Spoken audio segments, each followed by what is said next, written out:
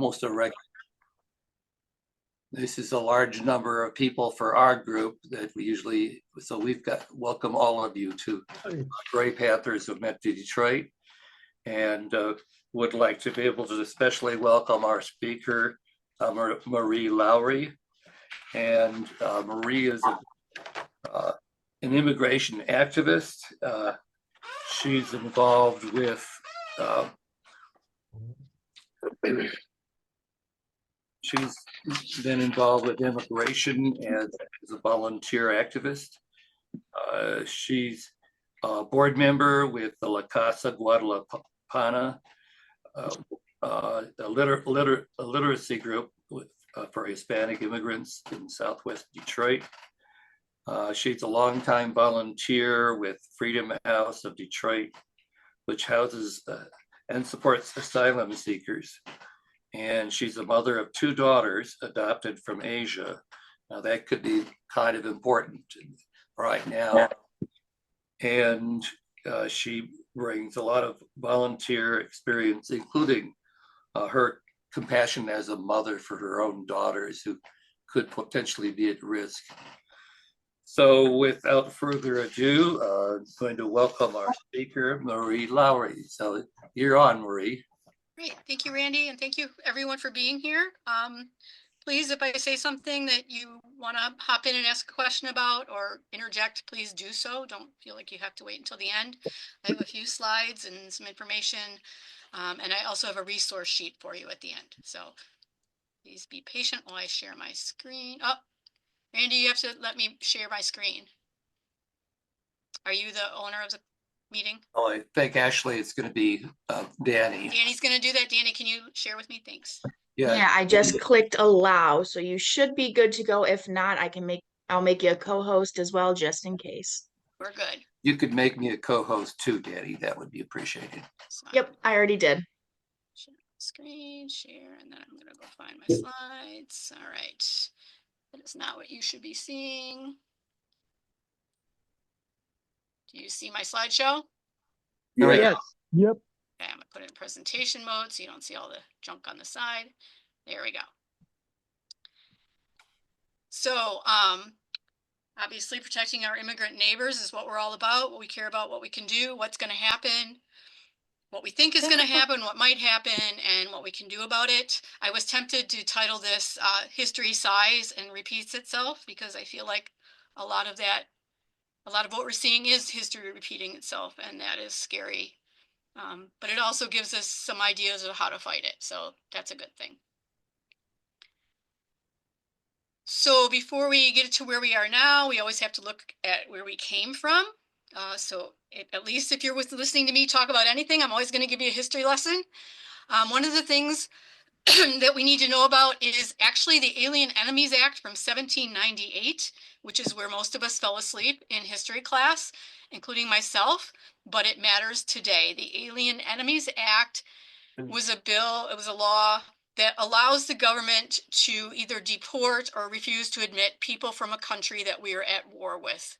It's been used 3 times in our history: during the War of 1812, during World War I, and most infamously during World War II, when we set up Japanese internment camps. The reason we need to know about it is it's because it's one of the loopholes, one of the tools that the incoming administration is probably going to try to use.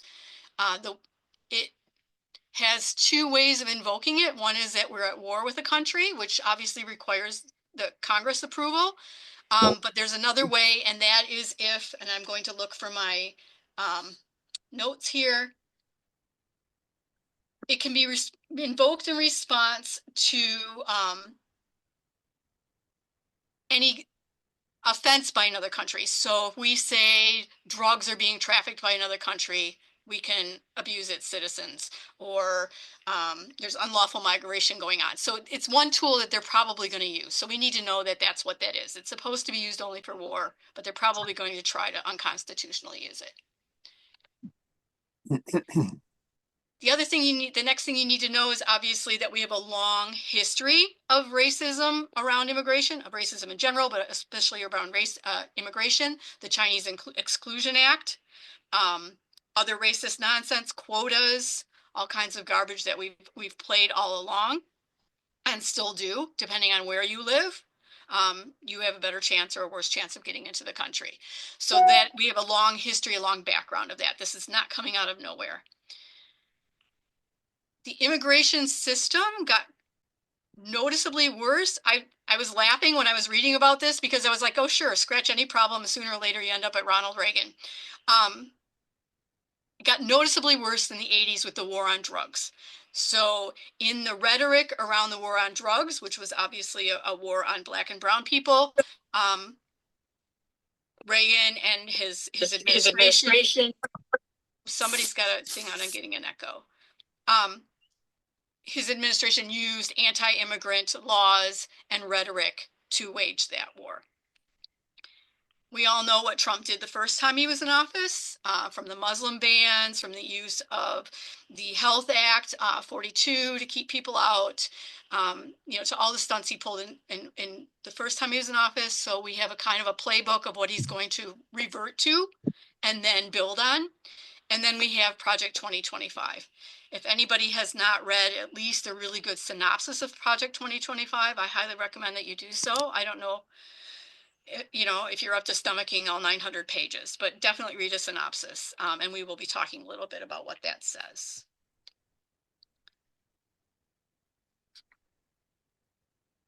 So Project 2025 is their master plan, obviously, for going forward. Under immigration, there are basically 4 steps laid out. One is to create an infrastructure. Who is going to do all this work? The second is to give orders. And I expect, and because of the people I respect who I've been reading, expect that there will be both an initial onslaught, an initial bad week this week on many fronts, but on immigration as well, and then a slow drip. So, when they say we're going to deport 20 million people, and then they only deport 10 million people, we're supposed to think, well, that's good, right? So that slow drip of building and seeing what they can get away with, and we'll let them get away with. So there's going to be 2 prongs to that. Eventually, there will be punishing those who do not participate, both on a state and municipal level, and possibly on an individual level, and then profiting from what they're doing, because it is in the end all about what they get from it. They will profit both. There are people who profit financially and politically from the chaos they create. And that is Stephen Miller in the photo, if anybody doesn't recognize him. He's the architect behind this. Not a good guy. This guy's really bad. Yeah, he's a baddie. The infrastructure. The plan is to abolish the DHS, which was, again, only replaced the INS in 2002. So until 2002, we had the Immigration and Naturalization Service, which was not perfect. I know Suzanne can agree with me on that. Even I got most of the, I was that, honey. They were difficult to work with, but their job was to help people immigrate and naturalize. That was replaced by the Department of Homeland Security in 2002 under George W. Bush. Became much more militant, much more aggressive in keeping people out. That is to be replaced, to be removed and replaced with something even more scary. They plan to incorporate, oops, I spelled customs wrong, Customs and Border Protection, the TSA, ICE, USIS, again, sorry for my typos here, Health and Human Services, and the DOJ in this. So all kinds of government resources that have nothing to do with immigration will be involved in this if they follow their plan. The next step is to enlist the National Guard in those states that will allow them to. So Texas, Florida, the red states, enlist the National Guard from those states to do ICE tactics, and then to deputize local police and sheriff departments and the Bureau of Alcohol, Tobacco, and Firearms and the DEA. So basically putting huge amounts of federal resources and state and local resources on this, and having state and local cops do immigration work, which is especially scary on the sheriff level, because sheriffs at the county level Sheriff Arpaio out in Arizona is the most well-known one, but sheriffs by and large are looking forward to doing this work. It's racist and it's ugly, and they want to do it. They're asking to be involved. And then they will also privatize some tasks, and notably some of the detention facilities. A lot of the detention facilities will be privatized. So some of that slow drip will be setting up these systems to do the work.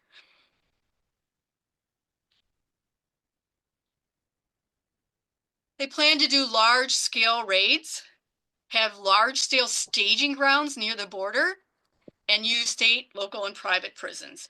So the idea is that they will go into, say, Southwest Detroit, which would be a prime place for them to hit first and often, and they already do patrol Southwest Detroit, have ICE go in, who have whatever support they get from, if they get Wayne County sheriffs, whoever they get, go in with their support and do massive sweeps. Walk into a grocery store, everybody show us your papers.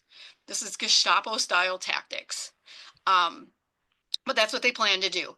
Sweep everybody up that they can, probably including people that they shouldn't be sweeping, they shouldn't be, but people who are not part of their sweep will be swept up as well.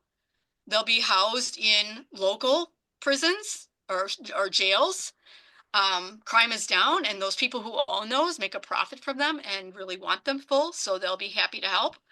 And keep them there until they've either built or they have space in the larger staging grounds. What they're calling staging grounds are really camps. They'll be tent camps in Texas, probably, and along the border. Trump has also, this is a side note, spoken of rounding up homeless people and detaining them in camps as well. And I'm looking for, I have a quote.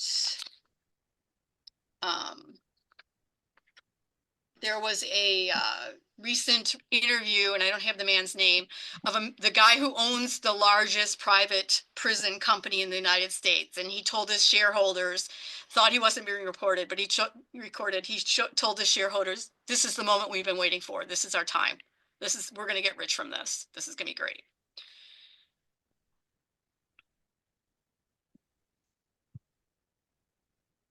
So what will they use to do these things? They will use executive orders, a lot of executive orders.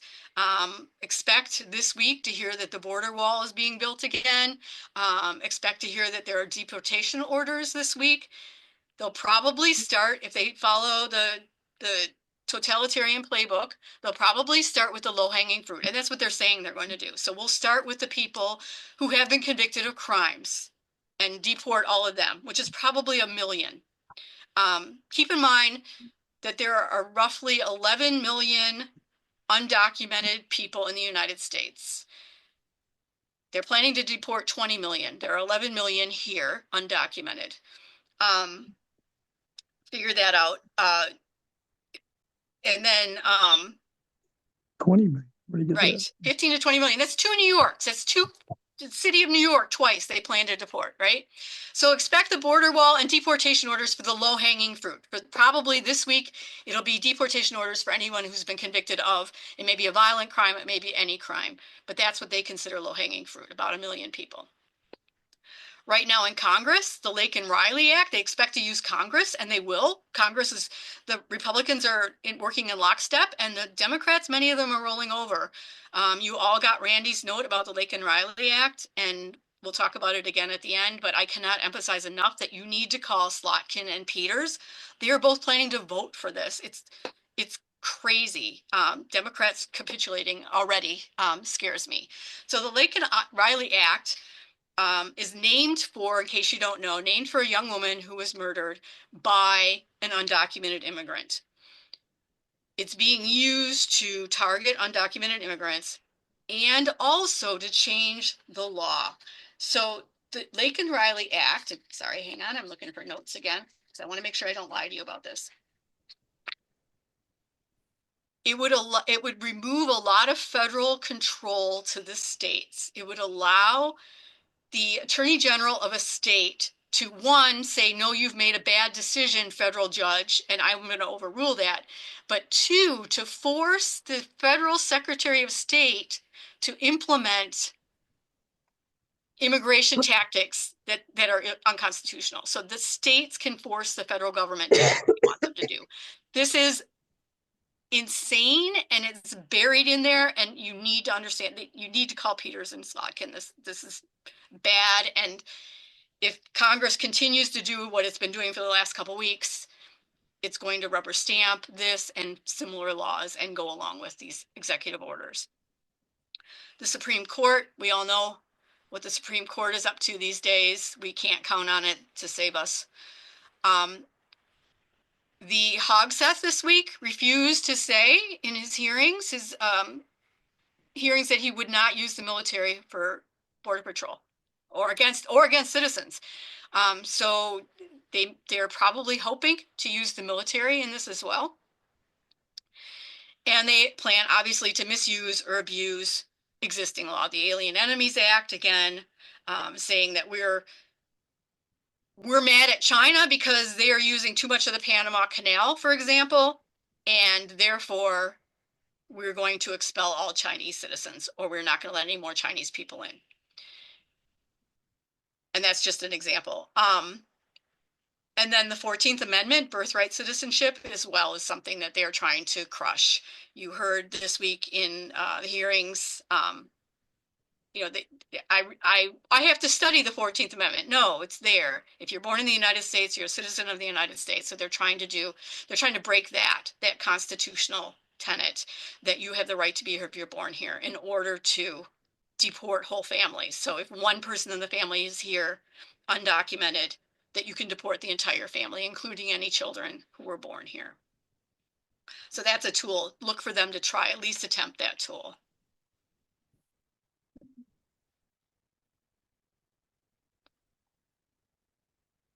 In addition, and this is the part where my children come in, for me, this is the part that becomes personal for me.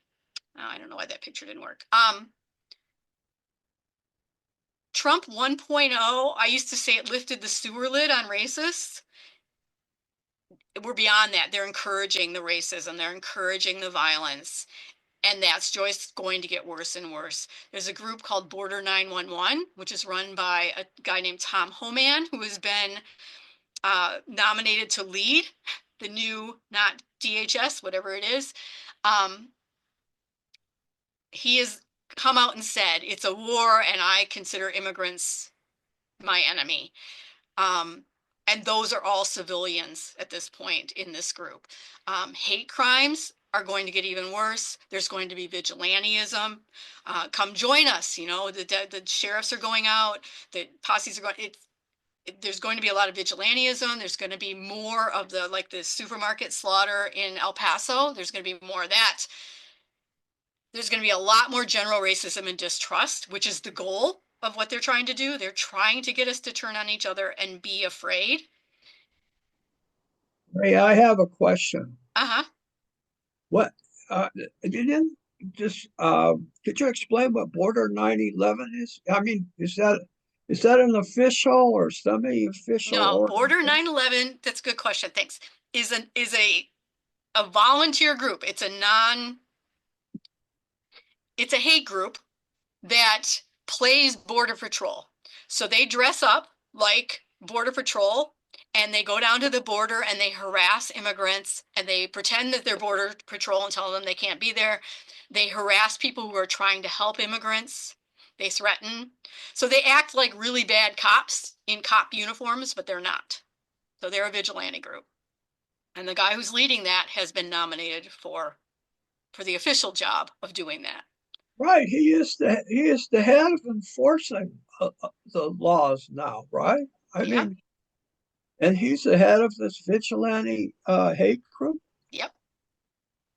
Oh my God. Yeah, and that's where we are, right? I mean, stand back and stand by. I know it's a glib comparison, but these are the brown shirts. These are the people who are stepping up and saying, I want to volunteer for this.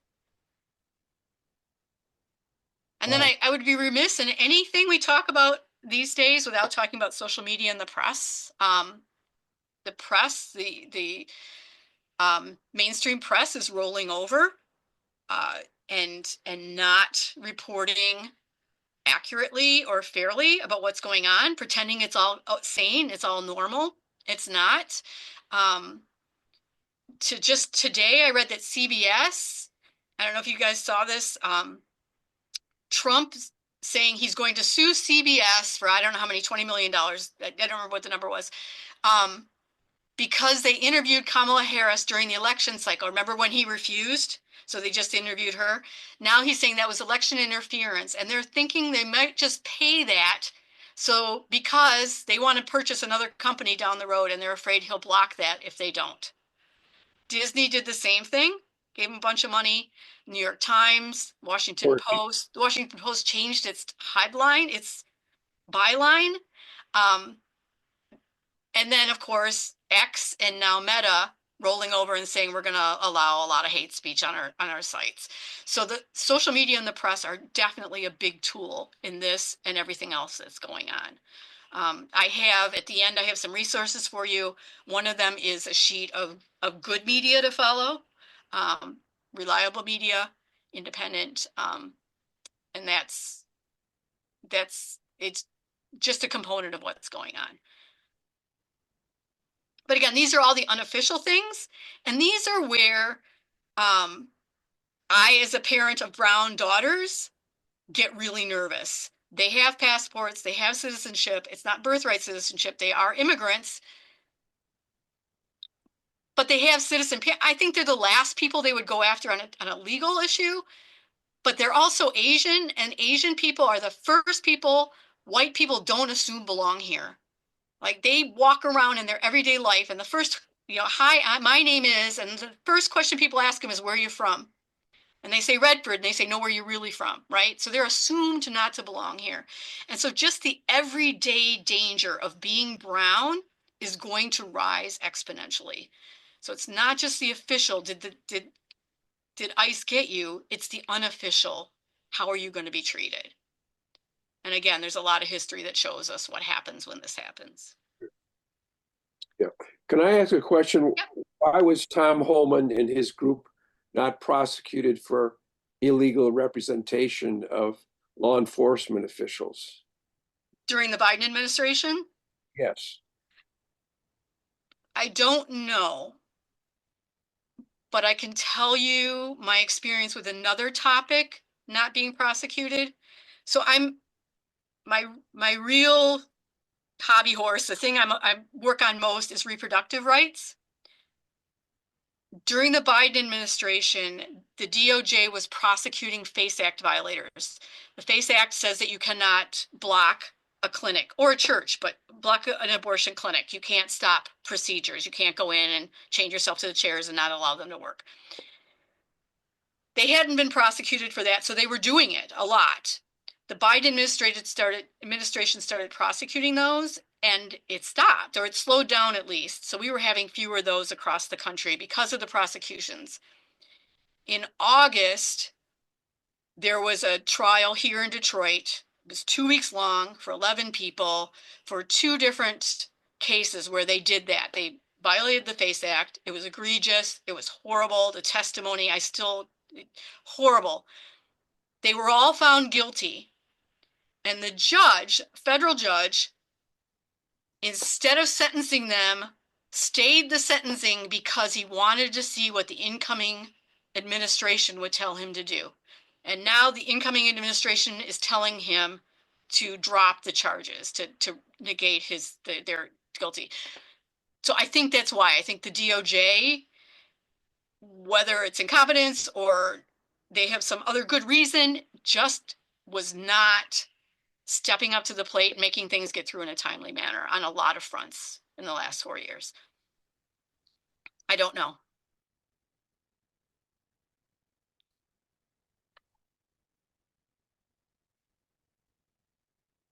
So this is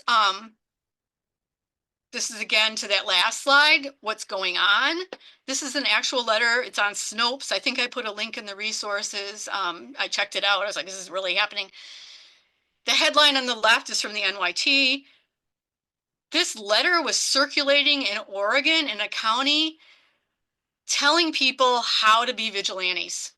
Start identifying those folks who you suspect are here in our country on an illegal basis. Go to church and write down the license plate numbers of brown people. Shopping mall, do it again. Literally, it says if you see a bunch of brown folks getting in a car, write down the plate number. Schools, your neighborhood, if you see a construction crew, any information they're saying, document all this. And then their idea is that shortly after the 21st, there will be a hotline they can call and report all their neighbors. And then at the bottom is the kicker. As you know, at no point during the home purchase process is the potential home buyer required to show citizenship status. So when the brown folks are rounded up, their properties will be confiscated, just like the properties belonging to the Japanese in California during World War II. And they'll be available for us, cheap.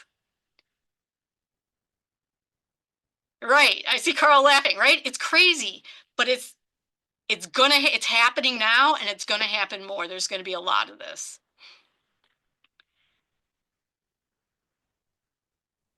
Oh, there's my Snopes. Why did that go? Who distributed this document?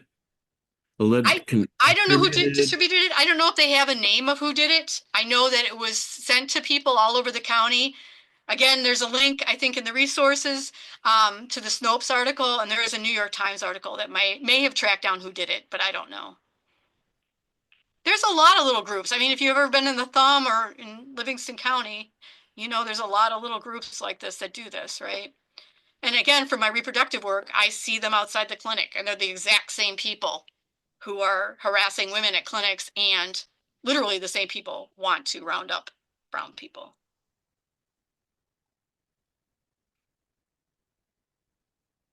But why is it doing that? I'm sorry. There we go. So, and this also feeds from that. It's the 10 steps to genocide. You've probably already seen it. Hopefully, probably we won't get to genocide. But my argument is that none of these steps are good, right? So polarization, we're already there. Dominant group amplifies its identity and forms a narrative about an outgroup, viewing them as outsiders. Stereotyping, we've always been there. Scapegoating, they're criminals, they're bringing disease, they're bringing drugs, they're taking your jobs. Scapegoating all of our problems on a group, right? Then there's a loss of active bystanders. Over time, public leaders abandoned defending the rights of the outgroup. See the Lake and Riley Act and the Democrats who plan to vote for it, allowing further dehumanization, marginalization, and of erosion of rights. That's going on now. People are obeying in advance already. The press is obeying in advance. Some Democrats are obeying in advance. Dehumanization is step 5. And propaganda and hate speech to dehumanize the targeted group. Trump has been doing that from day one. They're vermin, they're criminals, they're evil, they're an invasion. All of those terms are dehumanizing. And other groups obviously are picking that up. It's escalating. Then there's discrimination and demonization. So exclusion through illegal statuses, enabling discriminatory laws. No, that was 4, sorry. So we're up to like 6, headed into 7. Repression. Tolerated violence, although I would argue we're there. Public incitement, name calling, we're at 7-ish. And 9 is organized violence and killings. I'm not saying we're going to 9, but we're far along the line, and we're in bad shape already.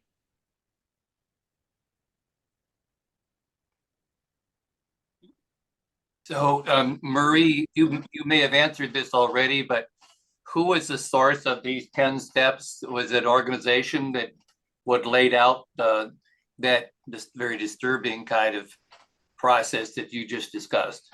Yeah, so I'll share the slides, and actually I probably cut it off. I did cut it off on the bottom, but I'll share the slides with the link I got this one from. But they're the same sense. If you Google 10 steps genocide, you'll get a bunch of different graphics of pretty much the same thing. So it's a standard in the in the study of these things, it's a standard rubric for what are the steps to genocide. And I'll put it in the resources if it's not already there as well.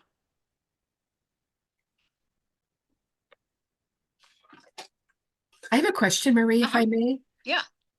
In this initial roundup that we're all expecting, do you have any sense at all, or are you hearing at all, like what percent of those people have jobs and, you know, will really be missed by their employers? And could that become, you know, the thing that would start to pull this back a bit? Or will the employers just have to keep quiet because they had someone undocumented working for them? Almost all of them have jobs. They have regular lives here, right? Everybody here has a regular life. Some people have been here forever, a long time, have whole lives and families. If there's 11 million undocumented people, I think it was like 40 million people have someone undocumented in their family. So there's whole families that will be messed up. Yes, workplaces. It's always been the United States' way of dealing with it to not arrest the owner of Tyson Chicken, even though they hire all undocumented workers. And when ICE shows up, they all run. And then they just, and if they get arrested, actually, that's good for Tyson because then they hire the next wave for cheaper. So the people who are hiring undocumented people and profiting off of it really are going to continue to do so. They're going to find other ways. The small business owners, small, businesses in Southwest Detroit, they're going to struggle more, but that's part of the plan as well, right? It's not just undocumented immigrants, it's brown people that they're really targeting. And the fact that they're going after the 14th Amendment tells you that as well. So probably the employment situation isn't going to be a moderator of all of this. No. Or at least not initially. No. And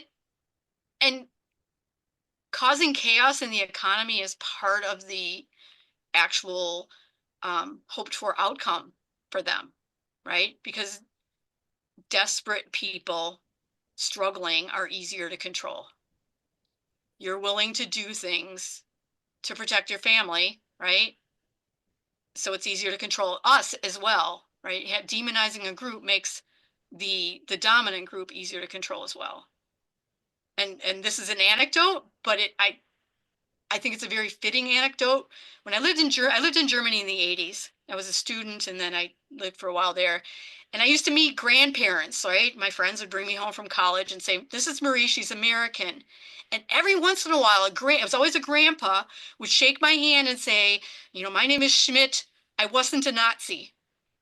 And I always be like, I didn't ask, But I found out that every time that happened, that grandfather probably wasn't a Nazi, but he had a bad conscience.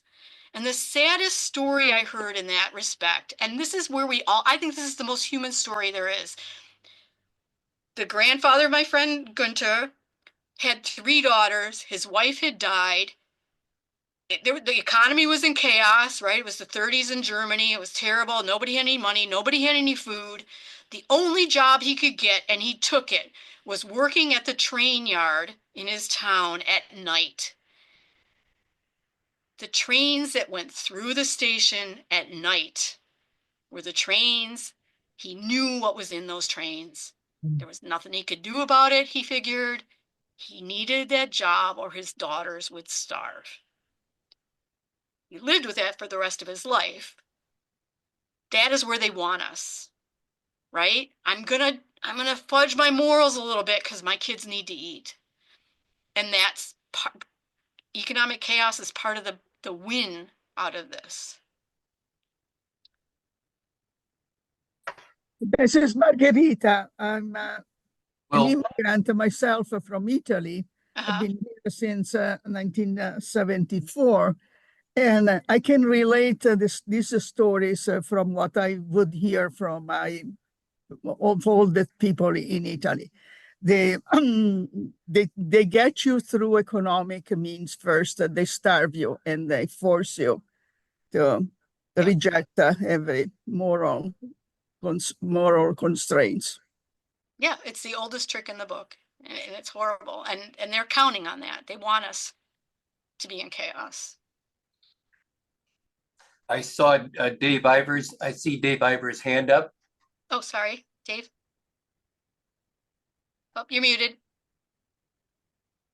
My question was, that's not more of a comment, I guess. I Uh-huh. like the chart, but the denial, we've been there for years. I mean, and it's getting worse today.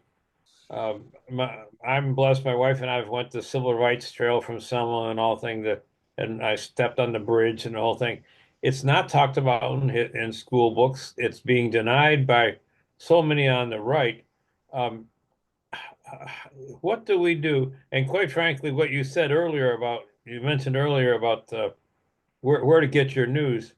I'm at the point where the only thing I listen to is public radio. And it's something that it's amazing how scary. What I'm seeing is the denial is a big part of what elected the guy president. Yep. The reality is that I got mine, so to hell with you. And there's also the I know a number of white males, not successful white males, sometimes because of alcohol or drugs, that blame people of color and especially immigrants. And that there's absolutely solid Trumpers, but they don't have a pot to pee in. And they're I think the reason he's in power. But denial is a big part of that. And denial is in our DNA as Americans. I saw a meme recently that I love. It said, the history you were taught could not have created the present we are in. Right? We learn in school that we're the greatest country. We never did anything wrong, right? We started with genocide and chattel slavery. And that wasn't a long time ago. Sorry, that was 3 grandmas ago, right? So we are masters of denial. And that is a huge part of it. Yeah. This is just a time kind of consideration. I know that the subject is terribly important and interesting to all of us, but I just wanted to remind people that our actual presentation, as well as the question and answer, will be ending at noon today. I only have a couple more slides. So the meat, what can we do? Obviously protest. Call your senators about Lake and Riley. Keep calling every time. Pay attention. Again, use those news sources. Pay attention every time anything comes up. Call your senators. Call your representative. Call or fax. Those are the 2 most effective ways to reach them. Protest, protest, protest. Be loud. If you've read Timothy Snyder's On Tyranny, first thing is don't obey in advance. And one of the last things is be as brave as you can be. Those 2 rules are going to get us through. And if you haven't read On Tyranny, you should. Learn, again, follow reliable news sources. Read history. It's scary reading parallels. Yeah, Margarita, as you said, you're seeing parallels. I know you are, right? Seeing parallels from what I learned about German history and East Bloc history. I used to work in human rights in the East Bloc. I see parallels and they're scaring me. So learn as much as you can about what's going on and how we got here. The third thing you can do is talk to your neighbors. Learn about immigrant rights. Talk to your dominant group neighbors. Talk to your white neighbors about it. Don't let anybody tell you something that's not true without rebuttal, right? Make sure that you're at least saying it. Be loud, because if you're quiet, you don't have a chance. But don't talk to the police. Don't ever answer a citizenship question if you don't have to. One thing is that people going to hospitals now, hospitals have started handing out the sheet, are you a citizen? That is not a requirement. You do not answer it. Just mess with them. Again, with my repo rights and thing, men signing up for period trackers and then playing with them is the best thing you could do. Don't go along so that the person who doesn't answer it sticks out. Don't go along so nobody sticks out. And then don't discuss the status of anyone you know with anyone else. It doesn't matter if you know that they are here legally or with authorization. don't discuss anyone's status with anyone else, and certainly don't answer any questions to anybody. And you saw that list of people who will be an authority to any of those people. And then the other thing you can do as talking to your neighbors is some of the resources I've listed. There's 3, I think, sites with immigrant rights information. If you're going somewhere to a coffee shop and you print out some flyers about what are your rights as an immigrant and you leave them on a table, that might be a good thing, right? Do anything you can to get that information out to people.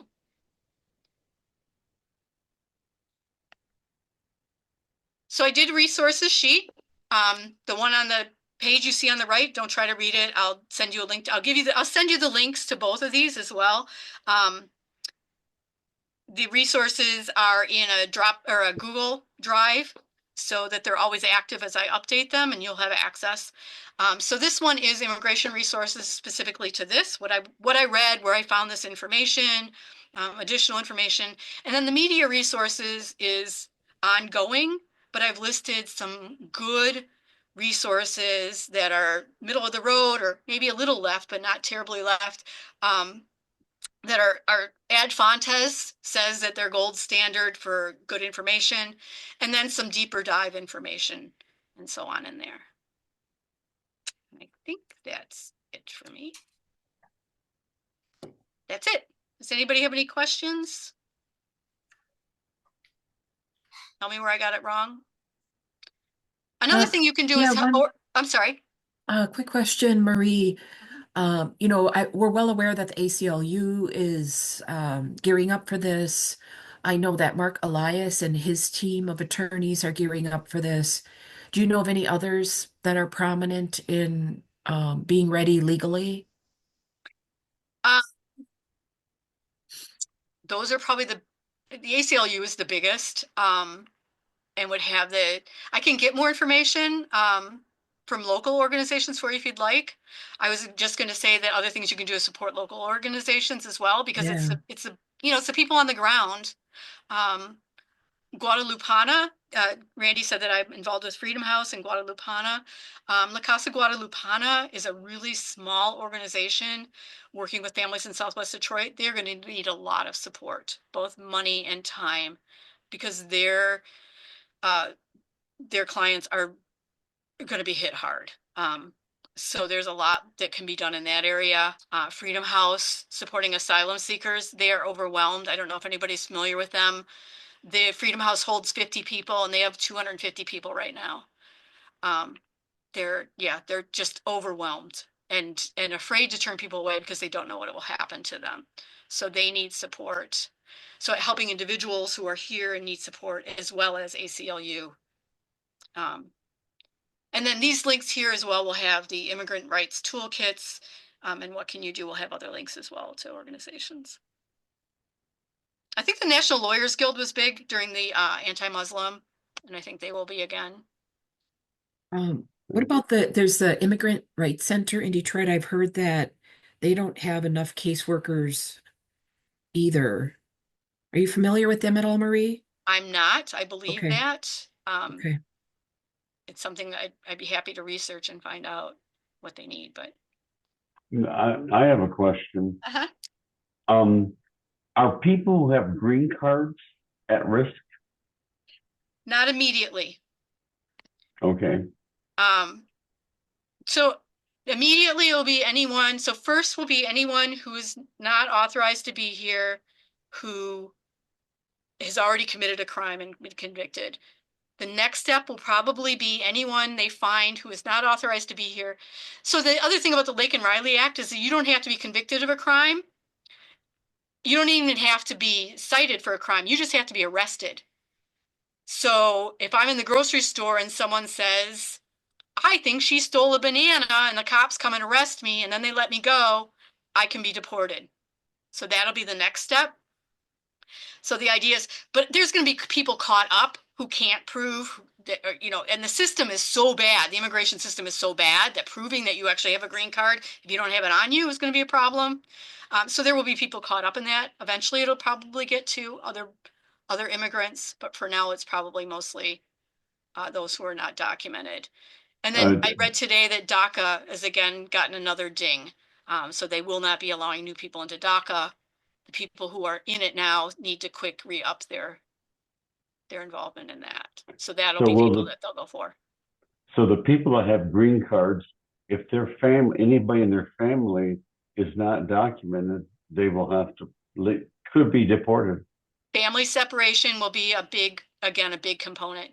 There's still 1,000 kids they never found their families again from the last time around. So yeah, that's Okay. that'll Thank you happen very again. much. And probably the taking away of children will happen again in the same way. Bethany Adoption Services, Betsy DeVos's Adoption Services, they made big money off of it last time, and they will make big money off of it again, adopting out kids. Dave and Paul, sorry. I know, Randy, I'm sorry, we're coming on time, but go ahead. You both have your hands up. Anybody? First, This is Galen Fisher. If I could ask, Uh-huh. in Christy Nome's testimony, when about being a nominee for running the DHS, she refers to 300,000 children that were lost during the Biden administration. I have no idea what she's referring to. Does anyone know what that refers to? It's not true. Children were not lost. Well, it certainly can't be true. Right. But it's paperwork, so the government didn't suddenly get really, really good for 4 years. I mean, it's functioning and did good things, but it's not like, and the INS, DHS has always been, again, Suzanne will back me up here. When I adopted my kids in 97 and 2000, it was a circus. There was an office in Kansas City that you had to call if you had a question. And as a citizen adopting a child internationally, you're like the top of the heap for those people, right? You're like the most privileged person around. And they literally had a phone number that they bragged that no one had answered in a year. So great. losing paperwork or misidentifying where a kid is, yes, okay, it probably did happen a bunch of times, but they didn't lose 300,000 kids. Dave? I've heard that although they learned their lesson in the previous Trump administration of not directly separating families, but what they will do is they will take a family that has some like undocumented parents, and even if the children have birthright citizenship, if they deport the parents, then what happens to the children? So they will just try to force even citizens to remove themselves from the country. It's a Sophie's choice, right? You came here because it was so dangerous for your kid at home. Now you have a choice. Yeah. Yeah, exactly. Just the only positive thing I can think of, it's recently happened is people like Musk who are influencing Trump or maybe controlling Trump.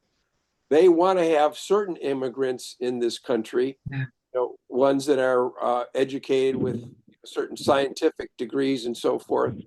So that rounds counter to the Stephen Miller types that just hate everybody and want to get rid of all immigrants. And Stephen Miller, his background, I understand his family has disowned him because his family were victims of the Holocaust, and now he's doing the same thing to others that happened to members of his family. It's just unbelievable how people were turned around. That's why because I couldn't believe how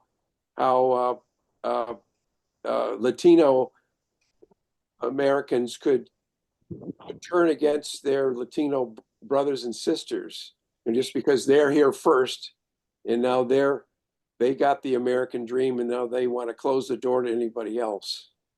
That's actually a common thing with immigrants. The first generation becomes very conservative and says, no, nobody else. I don't know why, but it happens with every group of immigrants that first, and then second generation goes, Mom, what are you thinking? So I don't know, but yeah, and I think there's a lot of denial, the leopards won't eat my face thing. Yeah. Dave, you've had your hand up for a long time. I'm sorry. Oh, it was more of a comment about Freedom House. Freedom House is a small organization, but they don't just house people or teach them English. They teach them how to live in society, how to ride the bus, how to interact with people. Yeah. We should all try to support Freedom House and that kind of thinking. The reality is we're going to have to take a lot of small steps. Yeah. And you really made me laugh with the last comment. Um, I was given about 10 years how the Irish became white, lace curtain Irish. You think of the Irish, how detested they were, and then they learned about civil service and they took over the world. Yep. It's ridiculous how can we can look back at other people. Who cares about them? Right. Boats full. Yeah. And it's human nature, I think. I don't think it's Mary Yeah. Jo, you have your hand up too.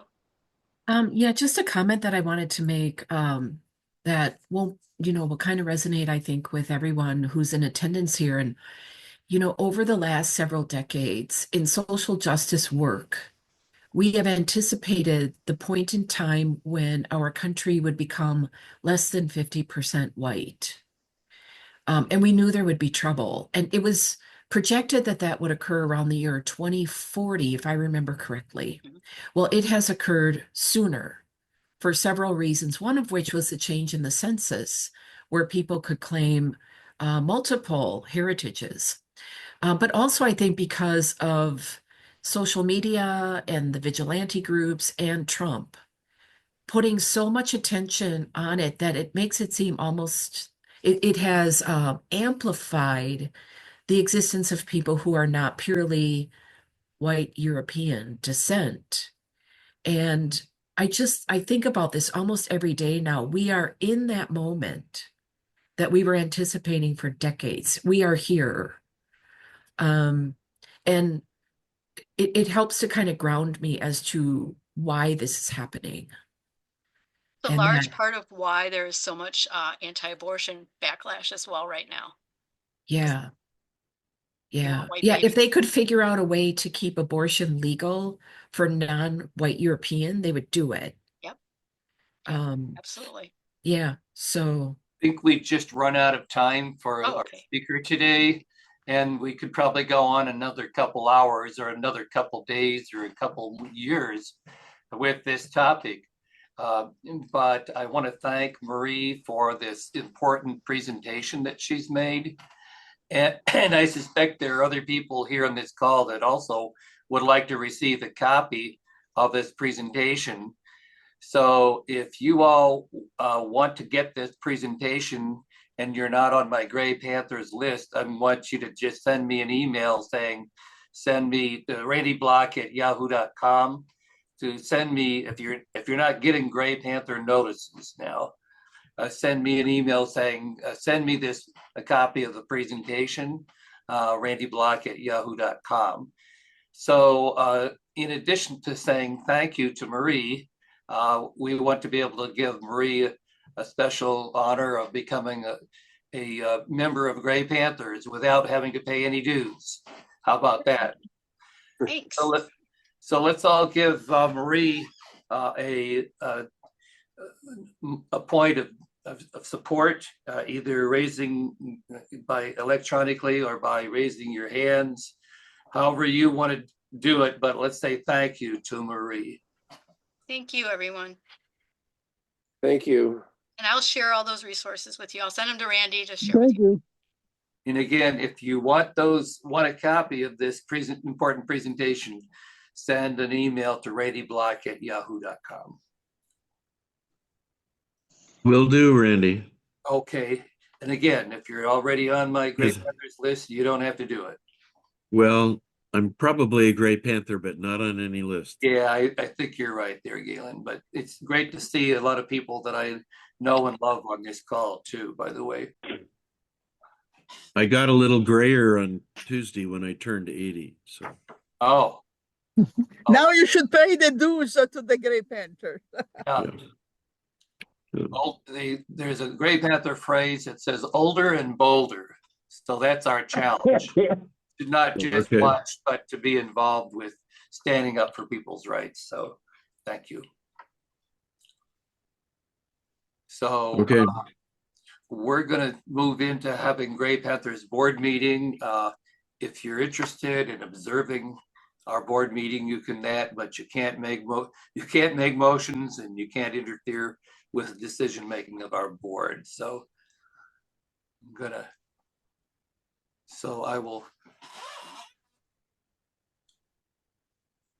I think it's time for us to make this transition right now.